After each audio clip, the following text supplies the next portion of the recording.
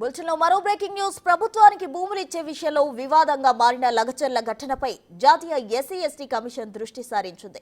Pharma company భూసేకరణకు సంబంధించి జరిగిన పరిణామాల గురించి తెలుసుకునేందుకు ఇవాళ జాతీయ ఎస్సీ/ఎస్టీ కమిషన్ వికారాబాద్ జిల్లా లగచర్లకు రానుంది.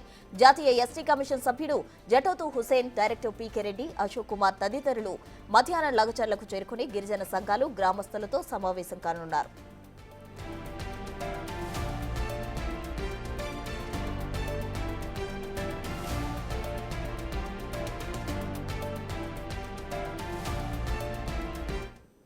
ప్రభుత్వానికి భూములు ఇచ్చే విషయంలో వివాదంగా మారిన లగచర్ల ఘటనకు సంబంధించి జాతీయ ఎస్సీ/ఎస్టీ కమిషన్ అయితే దృష్టి సారించింది. దీనికి సంబంధించి మరిన్ని వివరాలు మా ప్రతినిధి రాణా ప్రతాప్ అందిస్తారు. రాణా ప్రతాప్, ఇవాళ ఎగ్జాక్ట్గా 12 గంటలకి లగచర్ల గ్రామానికి జాతీయ ఎస్సీ/ఎస్టీ కమిషన్ సభ్యులు అక్కడికి చేరుకోబోతున్నారు. ముఖ్యంగా ఈ దిద్దాల మండలంలో ఉన్నటువంటి ఈ 6 గ్రామాలను కూడా పర్యటించాలని భావిస్తున్నారు. అయితే ఎక్కువగా రోడ్డుపండ తాండాలో ఈ మధ్య కాలంలో బీఆర్ఎస్కి సంబంధించినటువంటి నాయకులు చేసినటువంటి ఆరోపణల దృష్ట్యా ఇప్పటికే జాతీయ ఎస్సీ/ఎస్టీ కమిషన్ కూడా ఈ రోడ్డుపండ తాండా వాళ్ళు అక్కడికి వెళ్ళి వినతపత్రం అందించిన నేపథ్యంలో ఇక్కడ వాస్తవ పరిస్థితులు ఏ విధంగా ఉన్నాయి, ఎగ్జాక్ట్గా కలెక్టర్పై దాడి జరిగిన తర్వాత అక్కడ జరిగినటువంటి పరిణామాలపైన ఆరా తీసేందుకు వాళ్ళ దగ్గర నుంచి కూడా స్టేట్మెంట్ రికార్డ్ చేసుకునేందుకు జాతీయ ఎస్సీ/ఎస్టీ కమిషన్ అక్కడ చేరిపోతుంది. అక్కడ చేరుకున్న తర్వాత డైరెక్ట్గా సంగారెడ్డి జైలుకి వెళ్ళబోతున్నారు. సంగారెడ్డి జైలుకి వెళ్ళిన తర్వాత అక్కడ ఉన్నటువంటి రిమాండ్ ఖైదీలుగా ఉన్నటువంటి వారందరినీ కూడా పరామర్శించి వారి నుంచి కూడా వివరాలను సేకరించబోతున్నట్టుగా మనకు సమాచారం అవుతుంది. ఇప్పటికే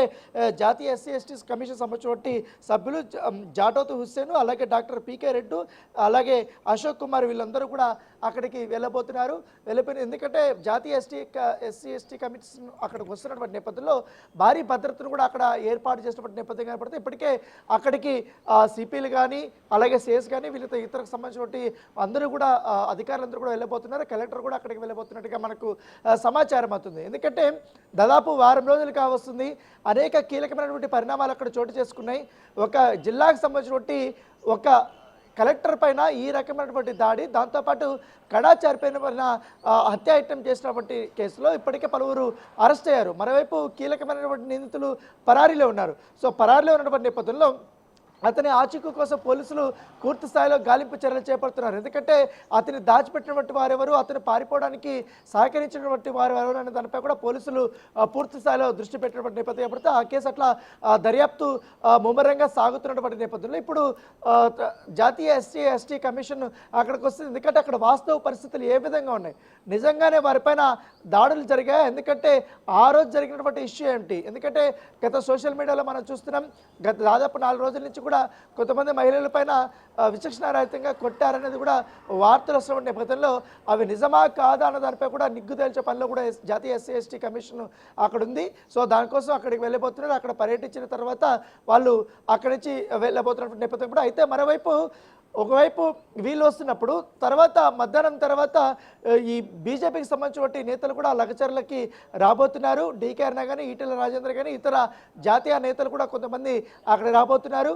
అక్కడ ఉన్నటువంటి పరిస్థితుల గురించి వాకప్ చేయడంతో పాటు ఎవరైతే రైతులను కానీ మిగతా వాళ్ళకి సంబంధించి ఆ రోజు జరిగినటువంటి అంశాలపైన మాట్లాడడానికి, వివరాలు సేకరించడానికి వాళ్ళు అక్కడ వెళ్తున్నారు. దాంతోపాటు పరామర్శలు కూడా చేయడానికి వెళ్తున్నటువంటి నేపథ్యం అయితే కనపడుతుంది. సో ఇవాళంతా కూడా ఫుల్ ఫోకస్ ఇటువైపు జాతీయ ఎస్సీ/ఎస్టీ కమిషన్, మరోవైపు ఇట్లా బీజేపీ, అలాగే మరికొంతమంది సానుభూతి పరులు ఇటు లగచర్లకు వెళ్ళి అక్కడ ఉన్నటువంటి గ్రామస్తుల్ని కూడా కలవబోతున్నట్టుగా మనకు తెలుస్తుంది. సో ఏదన్నమాట కానీ మరోపక్క అది ఉండగా కొంతమంది మాత్రం ఈ భూములు ఇచ్చినటువంటి వారైతే ఉన్నారో వారు మాత్రం ప్రభుత్వానికి పాజిటివ్గా మాట్లాడుతున్నారు. ఎందుకంటే చర్చలు జరుగుతున్నటువంటి సమయంలో ఈ రకమైనటువంటి బీఆర్ఎస్ నేత ఇట్లా దాడులు చేపించి ఇష్యూని డైవర్ట్ చేసి ఇప్పుడు మాకు మేము అందుకున్నటువంటి పరిహారం కూడా మాకు చేజిక్కకుండా చేస్తున్నారు. దాదాపు మేము ఇంకా నెగోషియేషన్స్లో ఉన్నాం కాబట్టి ప్రభుత్వం నుంచి కూడా మేము ఎక్కువ మొత్తంలో కూడా మేము అడుగుదామని డిసైడ్ అయినప్పుడు వీళ్ళు ఈ రకమైన చేయడం వల్ల అవి కూడా వెనక్కి వెళ్ళే పరిస్థితి వచ్చిందనేసి కూడా వారు కూడా తమ ఆవేదన అయితే నాయకుల ముందు వెళ్ళబుస్తున్నటువంటి నేపథ్యం కనబడుతుంది. Right Rana, thank you.